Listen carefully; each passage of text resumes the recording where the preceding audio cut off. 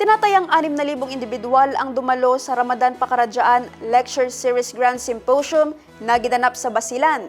Ang PPP Story sa report.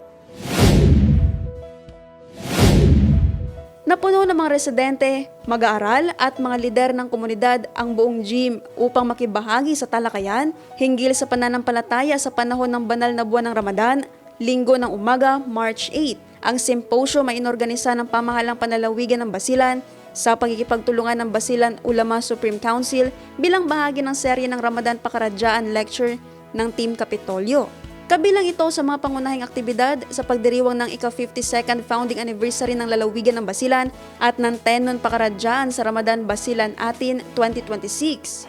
Sa naturang pagtitipon, binigyang diin ng mga tagapagsalita ang kahalagahan ng pagpapalalim ng kaalaman sa relihiyon at pagpapatibay ng pananampalataya lalo ngayong Ramadan. Nagsilbing pangunahing tagapagsalita sina Professor Alzad Satar at Sheikh Abdul Mumin Mujahid, habang nagsilbing moderator si UST Abdul Ghani Muhammad ng Kuliyatot Tarbiya Wadawa Al-Islamiyya ng Basilan Islamic College sa Lamitan. Ayon sa mga organizer, ipinakita ng malaking bilang ng mga dumalo ang matibay na pagkakaisa at pagpapahalaga ng mga Basilenyo sa pananampalataya at edukasyong panrelihiyon. Bilang pasasalamat sa mga dumalo, namahagi rin ng bigas ang pamahalang panlalawigan ng Basilan sa pangunguna ng People's Governor bilang munting handog sa mga nakibahagi sa programa.